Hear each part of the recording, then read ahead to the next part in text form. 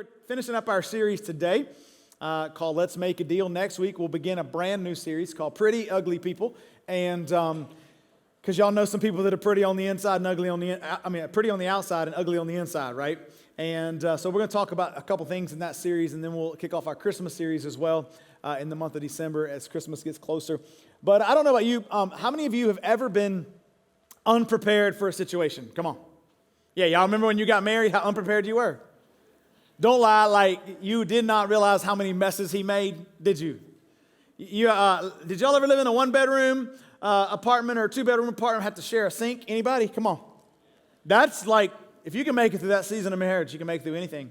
Remember the first time, man, when he went in and he shaved and he left the stuff in the sink? Anybody? Come on. Is it just my house? Come on.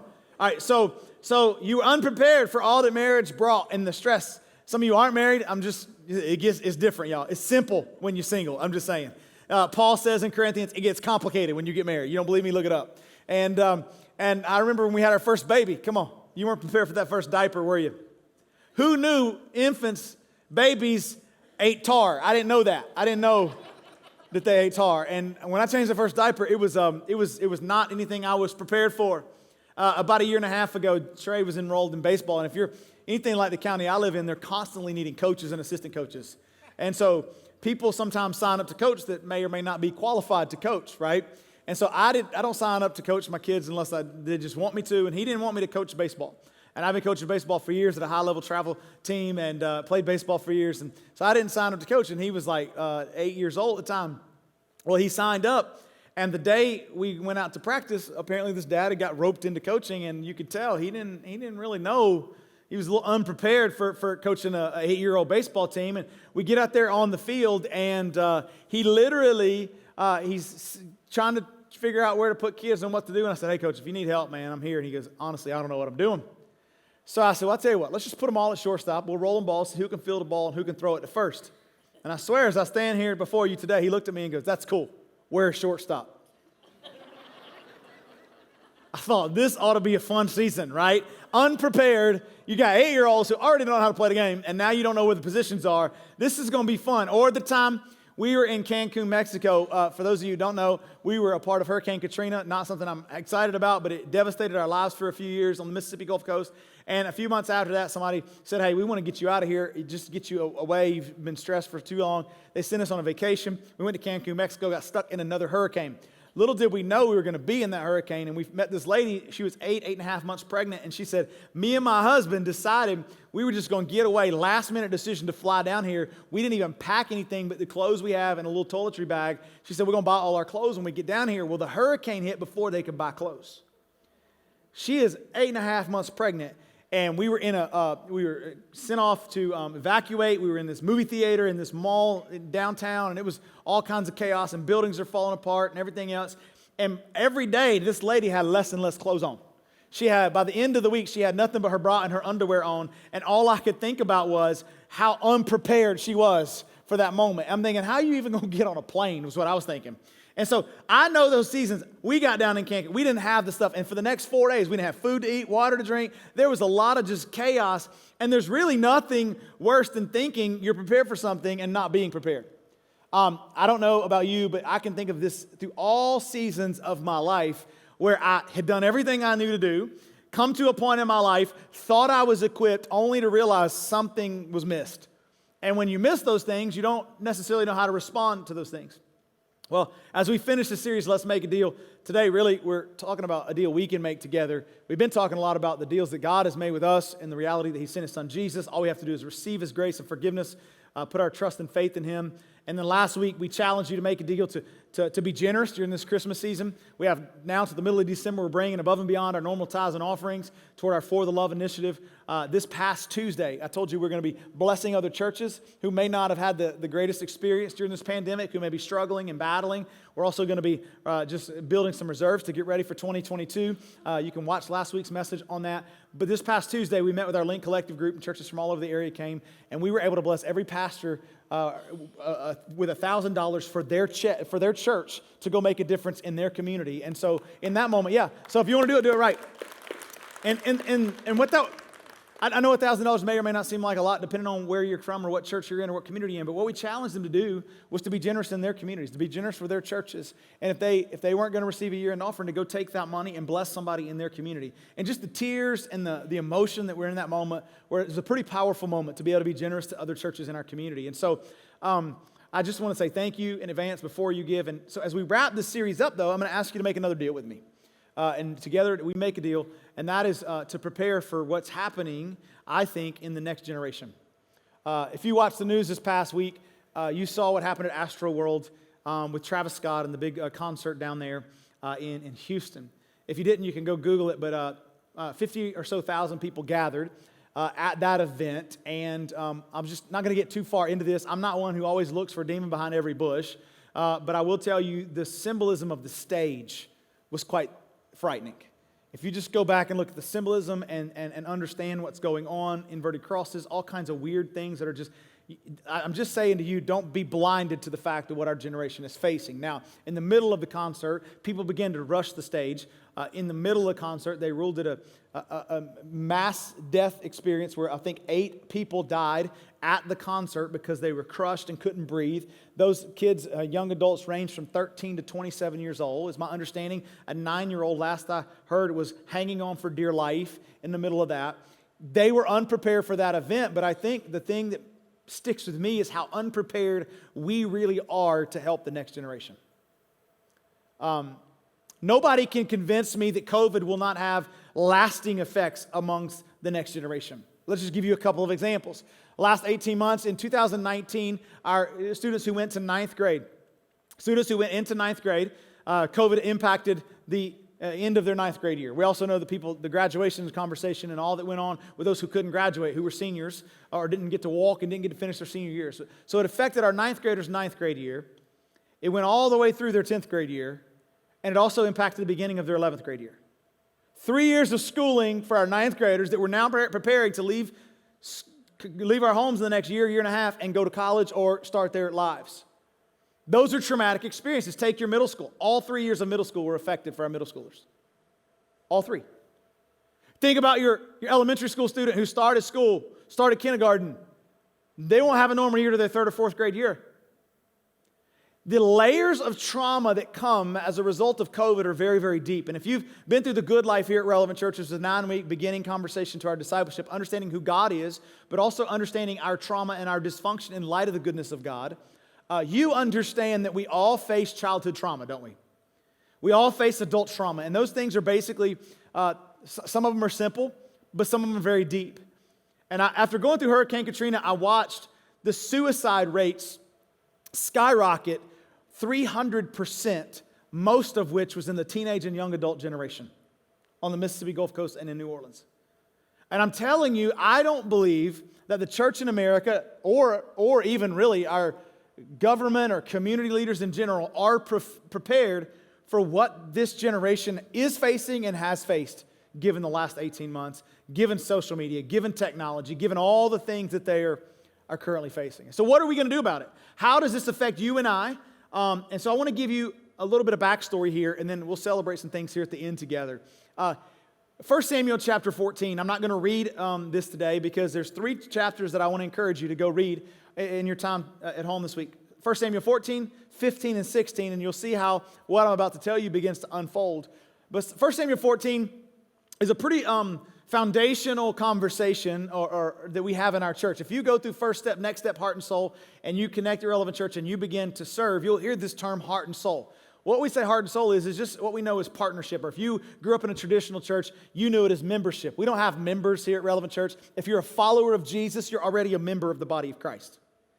But we do have partners. That means we're partnering with you to help you reach your full potential in Jesus, but also that you're partnering with us as brothers and sisters in Christ to help win this community and reach this community for the cause of Christ.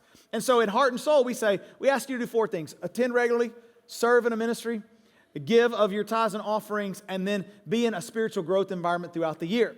And so that's what Heart and Soul means. But that comes from this passage in 1 Samuel chapter 14. Let me give you a little backstory. Saul is the king of the nation of Israel. They are facing the Philistine army, and the Philistine army is basically about to wipe them out. And they are panicked, they are fearful, And there's a young man by the name of Jonathan. Now, Jonathan slips off from Saul's army and decides, he sees the Philistines, and he says to his armor bearer, now an armor bearer that would go unnamed in this passage, this young armor bearer who would carry the armor of whoever he was serving, in this case Jonathan, who was a warrior and a fighter, would just serve and learn and grow underneath his mentor. And so Jonathan had an armor bearer, and he looks at his armor bearer and he says this, let's go over and fight those uncircumcised Philistines. And he says these words, perhaps God will act on our behalf. Now, let me just ask you something. If you were dating somebody and he asked you to marry him, ma'am, and he said, hey, will you marry me and perhaps it'll work out? Are you signing up for that? If you are, we can talk after service. Let's say I came to you, sir, and said, hey, I want you to invest $100,000 into a business with me. You're like, well, can you tell me more about it? I'm like, listen, perhaps it'll work out. Are you in on that? No. So you can play that out in every scenario, but what Jonathan is saying is to his armor bearer, perhaps we won't die. I don't know about you, but if I offered you an opportunity to go with me somewhere, the chances were not good that we would come out alive, and I was like, perhaps God will just show up. That is not something the average person signs up for on an everyday basis.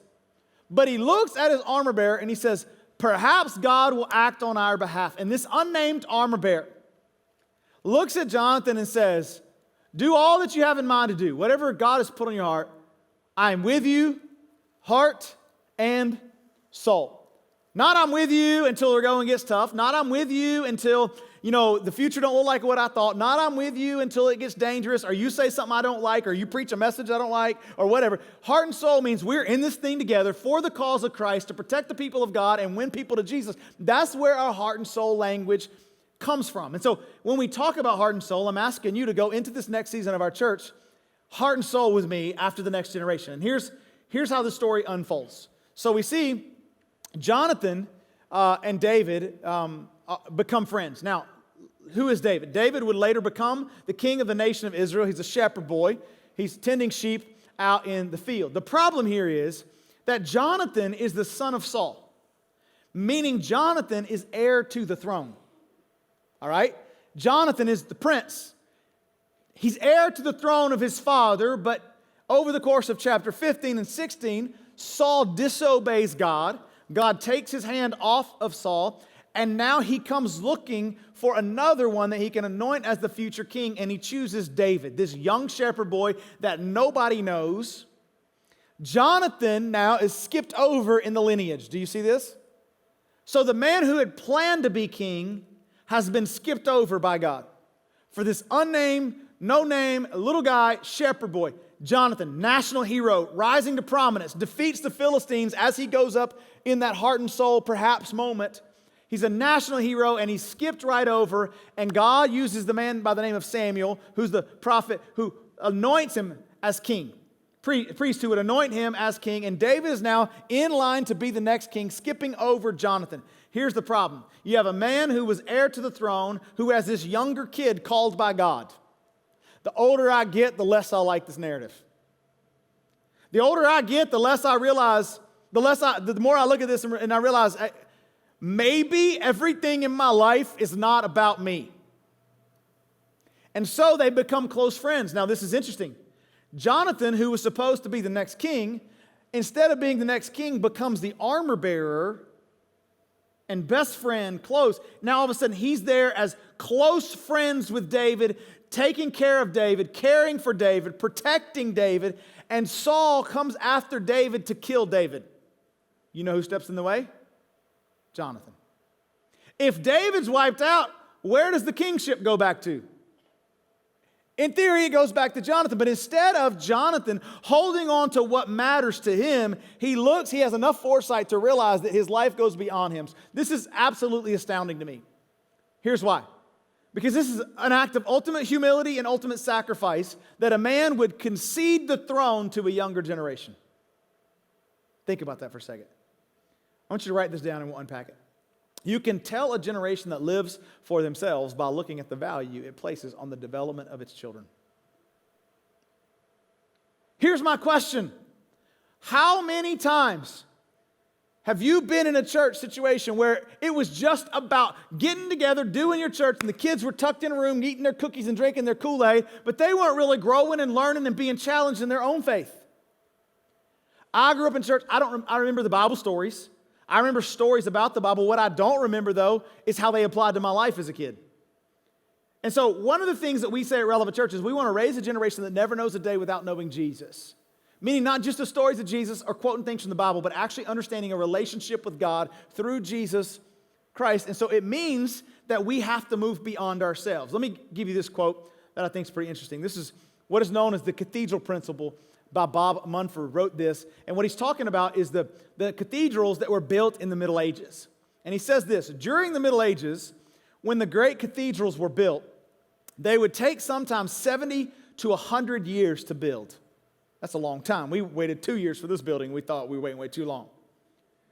And he goes on to say, the builders who began would not be the ones who finished. Yet when they began, they would plant oak trees, listen, so that 70 years down the road, when the timbers were needed for the roof, the trees would be ready.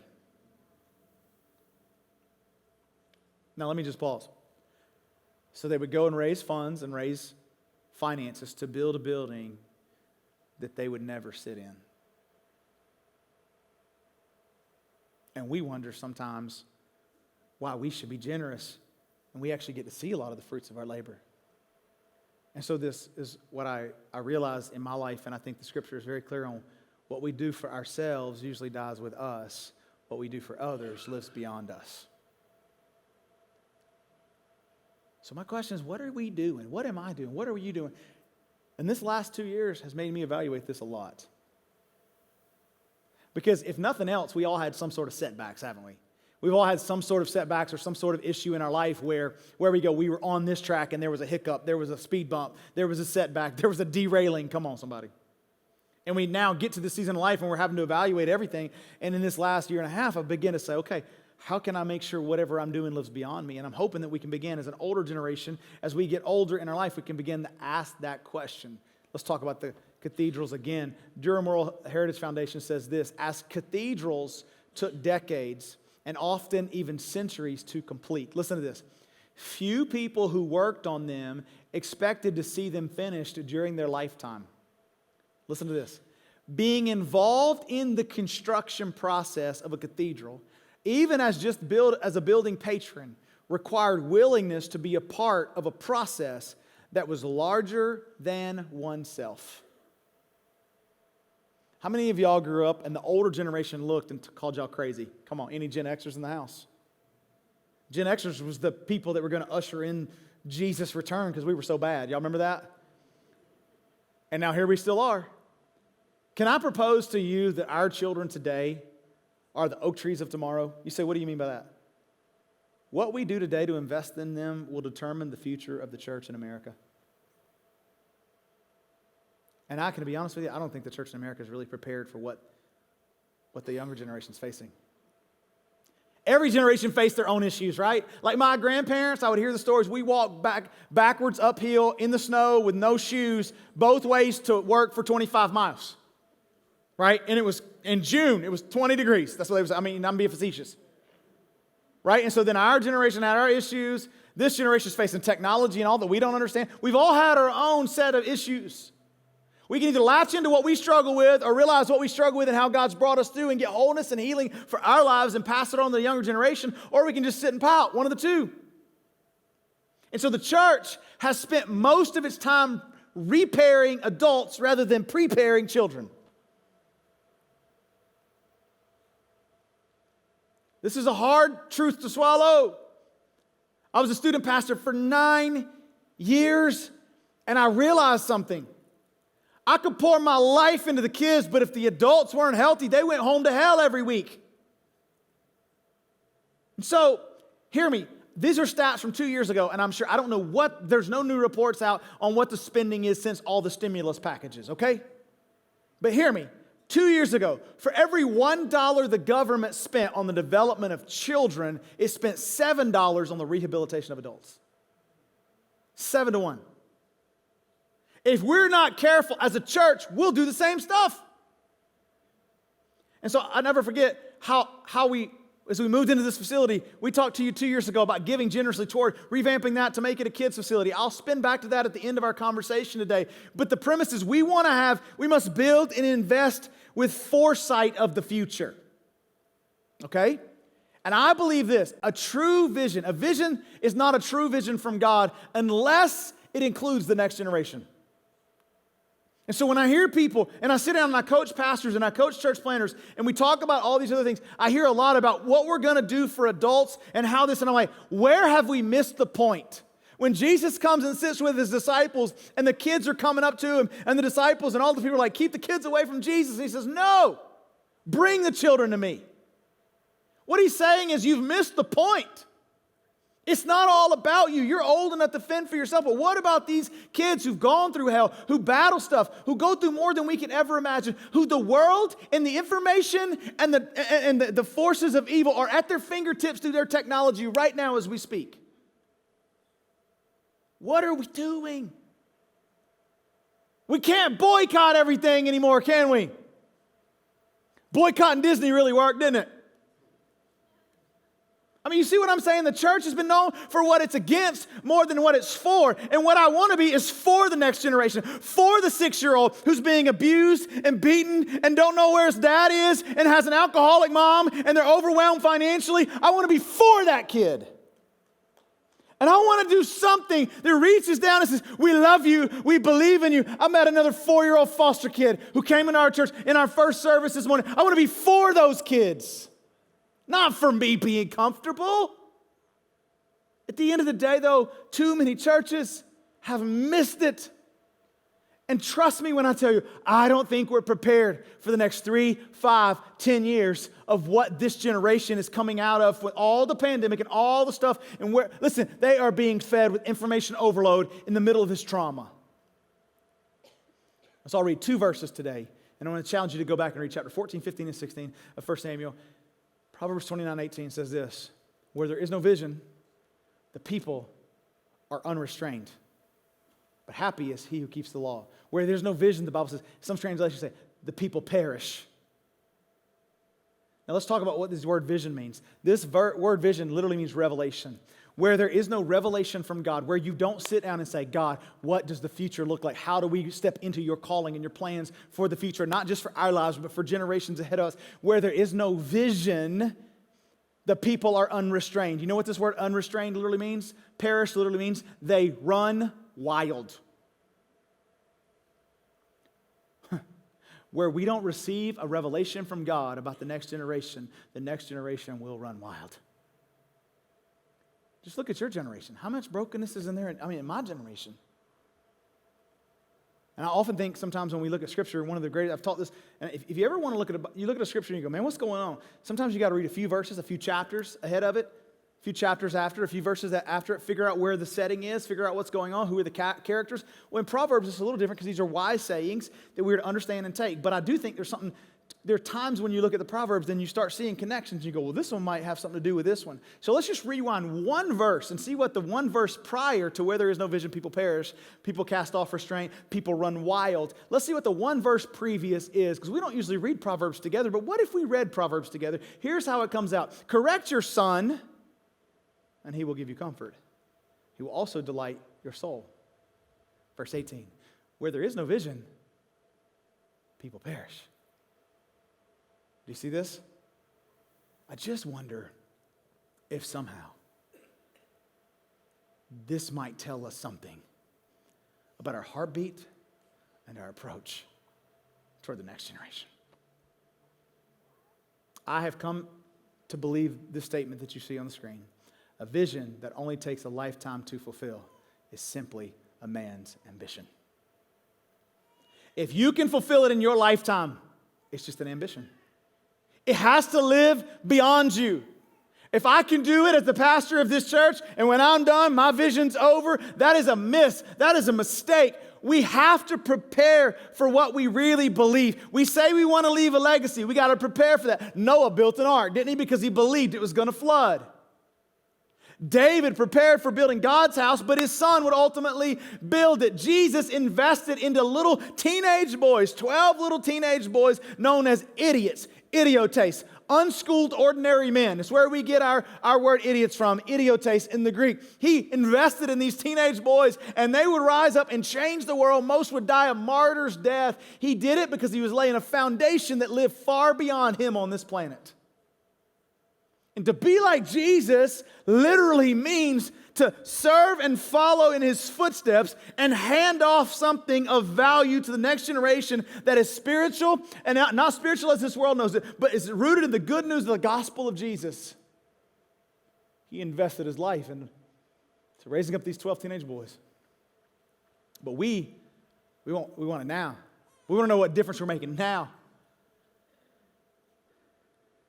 Because we're so preoccupied with the temporal, it keeps us from investing in the eternal. This is why last week when we move into our For the Love end of the year generosity, we say we want to raise well above and beyond what we normally would in a normal normal Sunday or normal month of December. And the reason is because we want to be generous and we want to plan for the future and all of those things. When we say that kind of stuff, people freak out because to experience the eternal, sometimes you got to sacrifice the temporal. This is true of our money, our time, look, we got a generation raised just trying to get double taps and fame and recognition, fortune, pride. All these things tie into temporary pleasures. And I just wonder, if Jonathan would have fought against David, if Jonathan would have fought against David from being the king, what would have happened? David is the greatest king. Now, he had his issues, like all of us, but known as the greatest king in Israel's history. But it was Jonathan who assisted David in avoiding being killed by Jonathan's father. Can you say middleman? Can I be candid with you? I'm 42 years old. I know I lie about my age all the time on the stage. I'm 42 years old. This is what I feel like the middleman right now. Because we got people sitting in our church that are 50, 55, 60, 70, 75, 80, and it blows my mind that they would come listen to some teenage boys, what I feel like in comparison. And I remember I was 29 years old, and somebody said, how are you going to reach people older than you? I'm like, I don't know. And now we have a church full of people that are older than me, and they believe and they trust, and I'm so grateful for you. I'm grateful that you would trust and believe in the ministry and leadership of this church. And many times I'll ask some of you questions and say, tell me how you did this with your kids. Tell me how you got here financially. Tell me how you were able to handle this situation in life. And I've learned and I've grown from you. And I'm 42, and we're in that middle age bracket between maybe what I would consider my elders and then my youth. And I feel, listen, my dad's not the king, and I'm not David's best friend. I get it. But I feel like I need to be a bridge builder. And one of the things I'm perfectly comfortable with, this is in pastors who are in their 50s, 60s, and 70s, and pastors who are in their 20s and 30s. With people in our church who are in their 50s, 60s, and 70s, and 80s, and people who are teenagers and young adults in our church, I feel like my job is to say, hey, you, come here. Hey, you, come here. Can we join forces? Can we make a deal that this has to live long beyond our lifetime? That's what it feels like. It's hard. It's like, y'all aren't like me. Y'all aren't like me. And y'all definitely aren't like each other. Right? But there's something about all of us. There's this emptiness, there's this void, there's this need, there's this desire for Jesus. And we need to help each other recognize it and help each other find it and walk on the journey together to fulfill our full potential. But if Jonathan doesn't step in the way, listen, I think God could have done whatever God can do and protect David, but he used Jonathan. We must build the church of tomorrow today. What am I saying? Quit using the language like the youth or the church or tomorrow. No! There are 3 students serving in this auditorium today. There's a dozen students serving across our campus today. 60 students this year through our youth ministry alone went through First Step, Next Step, and our younger version of Heart and Soul connecting and serving in our church today. They are not the church of tomorrow because some are doing more in our church today than the average adult. We can't sit back and say, I served my time. No. It's a worldly viewpoint. And Jonathan's legacy is not seen in Jonathan. He was a hero. He rose to prominence as a military hero and had to get out of the way for David to go forward. And he served him, and he stood there with him, and he protected him. So 2 years ago, I came to you, and I gave you some statistics of where we were at as a church. We were in the middle of building this building. We were overturning that building and trying to make it a kids' facility and revamping it. And we had dreams of what we wanted to do, and I came to you, and that was our year-end offering that year. And we raised money. We began the process of doing that building, and we're going to have it fully redone by the time the new building was built. But we had to cut a bunch of things to make sure we managed the resources the right way. And in the middle of a pandemic, you don't just go throw money in the wind, right? And so slowly but surely, we've been adding things back and increasing. We got some new improvements coming in the next 30 days over there that I'm excited about, especially in our main kids auditorium. But I stood up in October of 2019, and I said to you, we believe, with God's help, if we'll do our part, that we can see 1,000 students and kids any given month that we're touching on the campus of Relevant Church, 1,000. And I gave you some numbers. We're a little over halfway there at the time. January of 2020, we were blowing, we had added 150 kids to our kids ministry, our student ministry. I think at one time it was 270, close to 270 students one night of the week. And like we were just seeing that. It was multiplied, and then COVID hits, right? And everything just kind of goes into. So we kind of have to throw 2020 out the window. We didn't even start meeting again until the end of 2020. We really don't have a full month until the month of October where we're back to some sense of normalcy. And when I say sense of normalcy, some people still aren't. There was still some major tragedy, some major upticks, and we're coming out of the major uptick of COVID at the end of September, beginning of October. And I told our staff, I feel like maybe by Halloween, maybe by November, we can start seeing a little bit of sense of normalcy. Not that we'll ever be the way it used to be, and I don't want to be the way we used to be. We learned a lot of the dysfunction from the way we used to be in America. But what my point is like people just kind of relax a little bit. So if we can just take the month of October of this year, the month of October on our campus, we were able to minister and share the gospel with 519 kids between the ages of 0 and 12 years old through 5th grade on our campus on Sunday mornings. Yeah. Just on Sunday mornings. 198 students on Wednesday nights. Listen. And then we have somewhere between 40 and 50 because we just launched the landing. We have Celebration Place. We have somewhere between 40 and 50 coming on Tuesday nights as an extension of our Celebrate Recovery. Almost 770 right now at the end of a pandemic, at the end of when the enemy said, I'm going to come in like a flood. And then God said, no, we're still going to push forward. We're going to make it. What am I saying? We're in a place that God's given us an opportunity. 40 students have said yes to Jesus through our student ministry this year alone. 40 students. Like, hear me, this is cool. But I want our church to start screaming and hollering when people come to know Jesus. Because, listen, this is eternity. This is the future. This is what we live for. We're working on, right now we just, another organization who deals with teenagers who are in crisis. Just partnering with our celebration, our Celebrate Recovery. And they're bringing, this past week, they brought 8 kids to the landing. 8 kids, and they're expecting more and more and more, upwards maybe 15 or 20 in the coming weeks. What am I saying? It's right there. What are we going to do about it? We need more people to serve, more people to give, more people to show up, more people to love. There's a generation craving mentors. And it's not just, there's so much, domestic abuse, child abuse, divorce, all that's skyrocketing.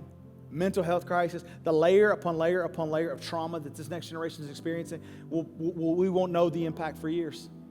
Our student ministry is working on their own version of the good life. I'm excited about that for students. So it takes a little longer because it's a delicate situation. We're raising up a group of lay counselors, taking them through training beginning in January to prepare for that next year. As we've continued to increase over in our kids ministry, one of the things you'll go over there and see is a new store. It's called Kids Connection or Kids Corner or something. And there's all these things they can buy. Like they went to an arcade and won tickets. You know what I'm talking about? And so what we're doing is trying to partner with you because you know this as well as I do. When you were a kid, people didn't teach you the value of money like you wish they would have probably. And so you ended up going into debt and having car payments and then paying those things off for like 15 or 20 years. And you wish somebody would have taught you to save and pay cash for things, and you wouldn't be in debt and you wouldn't be arguing in your marriage and your marriage wouldn't have fallen apart. You know what I'm talking about? So we said, okay, we want to partner with people to help them reach their full potential. We want to partner with parents to help kids reach their full potential. One of the things we want to help you do is teach your kid about money. So every week they can earn, and you can ask questions over there. They can tell you how to download a Parent Cube app and keep up with what's going on. But you can earn these little tokens by showing up, bringing a friend, I think offering, and then learning your memory verse. I think that's the 4 ways. At the end of the month, there's the memory verse. It's every month it changes the curriculum. If you say your memory verse, you get more tokens, and you can earn and save, and you can buy. There's big prizes up on the wall, right? Then all the little stuff down in the counter. I thought this was hilarious last week. Somebody came to me today and said, hey, Carl, last week we gave away those tokens, and we had 38 kids bring 1 token and buy a balloon with it. So we got to buy more balloons. He said, we're going to have to teach our kids to save a little better. That's what he said. See, there's something for 50 tokens and 100 tokens on the wall, and they can earn these things. They can earn, 25 or so a month is about on average what they can earn. But what we want to do is help you teach your kids about saving and self-control, hard work, earning stuff versus listen, if your kid goes and says, I want the basketball, but I don't have enough to get it, don't say, well, I'll take you to Walmart. No, let them work for something. All the stuff we're doing, yes, it's fun for the kids and the kids love it, but we want to do it to help you, help your children reach their full potential. Because listen, I read some alarming statistics about the younger generation and their generosity. They're going to give to whatever moves on their heart at the time, if they give at all. We've got to teach them the joy of generosity, but hard to be generous when you're in debt up 2 years, isn't it? So we want to partner with you to help you reach your full potential and help your kids reach their full potential. But we got to come to the fact and the grips that it's not about us today. So I want you to imagine, we go to raise money for this building 3 or 4 years ago, and I say, guys, we're going to raise money for a building, but you're never going to sit in it. Some of y'all be like, why would I get it? For future generations. Can I tell you a funny story? I didn't even tell the first service. My youngest, he's always coming up with stuff. He said this, and it really expanded my faith, y'all. I remember we'd be over in that old auditorium, and I'd say, one day this is going to be a kids' auditorium, and they got their own AVL, and everybody go, woo! So we were in here after a night of worship in August, and Trey sat right there with us, and we took, communion together, and we prayed together in a night of worship. And that next week, he said, Dad, Mom, I can't wait to the new auditorium. It's the kids' auditorium. I thought, where's our auditorium going to be? That's what I was thinking, because we ain't got that much acreage. Do you see that childlike faith? Why can't we dream for the next generation? Why can't we believe that we can make a difference, that we may never even know all the fruits of our labor? But let's dream again. Let's invest again. Let's partner together, make a deal to go after the next generation. Here's what I want you to do. I wrestled all week on how to end the service, and I didn't really know how I was going to end and pray for this, but here's what we did first service, and I want us to do today. Whether you're watching online or you're here today, I want you to do me a favor. If you're 25 and under, I know most of them are in our kids' environments if they're kids, but if you're a student or a young adult, you're 25 and under, I want you to stand to your feet all across this room. Just stand to your feet. Come on.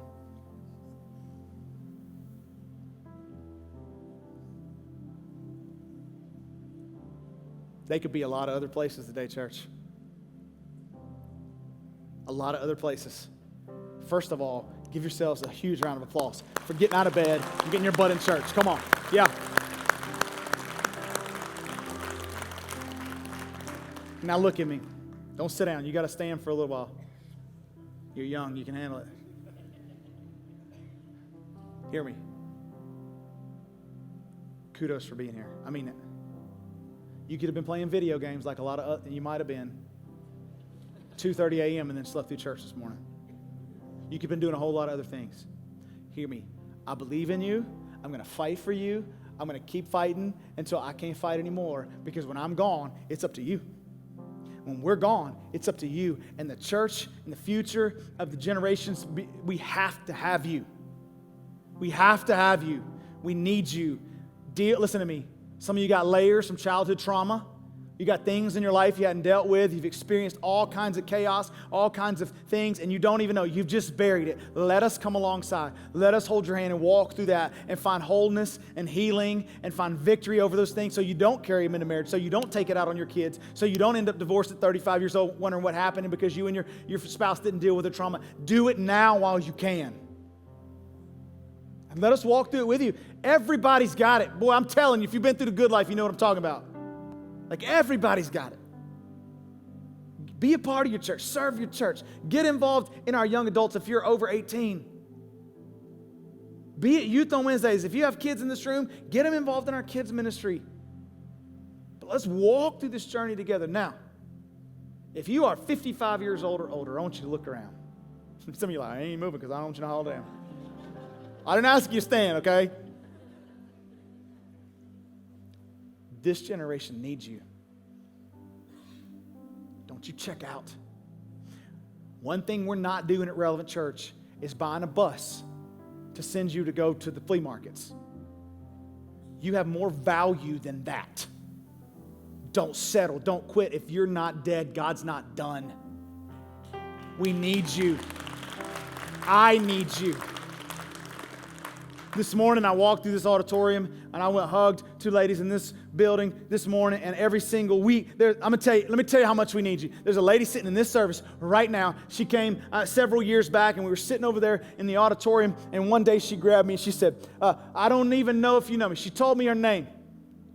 She said, I don't even know if you know me. She said, but I've been here 4 weeks now. Every other church I've ever been in, I would fall asleep. She said, but 4 weeks now, I hadn't fallen asleep. Let me tell you something. That means something to me. I was 39 years old, and I said, no pressure. She probably fallen asleep since then. I'm just saying, I've had some duds along the way. You know what I mean? But listen, that encouraged me. We need you to speak life into us. To tell us when we're doing good, not just when we screw it up. We hear enough of that. To believe, to pray over us, to embrace us, to just say, you know what, I don't understand why David is the next king, but I don't care because there's something greater. And to hold our hand and to walk through it with us. We need you. To serve, to give, to love, to welcome us into your home. We need you. And I will not quit talking about it. I will not quit going to bat for this generation. And listen to me, if you're 25 or under, or maybe you're like, dang it, I just turned 26. You too. People come alongside of you. You find a marriage you look at and go, that's what I want. You find somebody who's done well with money. You say, that's what I want. And when you get the opportunity, you come alongside. You let them speak into your life. You ain't got to agree with everything they say, but you absorb what you can and apply it to your life. That's how we change generational trees. Here's what I want you to do. You're still standing, your legs are tired. I want you to do me a favor. If there's a young adult standing around you right now in an appropriate way, I want you to go and laying your hands all over their forehead and stuff like that. Okay? They'll not be back next week. Men with men, ladies with ladies, would you just simply lay your hand on, stand around them, stand and lay your hands on their shoulders. And come on, every single young adult, every single student, make sure.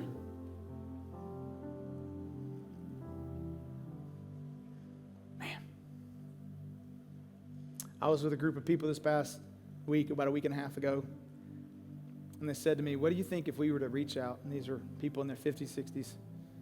So what do you think? You think it'd be okay for us to reach out to some of the younger generation, have them in our home? I'm like, please do. Some of them don't have a home. I don't know what you're going back to. You might be going back to hell, but listen to me. This is your home. You have a different family here. I'm asking you to stand to your feet all across the room. We're going to pray, and then I'm going to dismiss you. I'm going to give you a couple of thoughts, and we're going to dismiss you. Young adult student, I want you right now, just receive whatever God has. Pray in your own way. God, help me to manage the season of my life. Help me to give you my trauma, give you my dysfunction, give you my pain, give you my hurt. I'm going to pray over you right now. God, we love you today.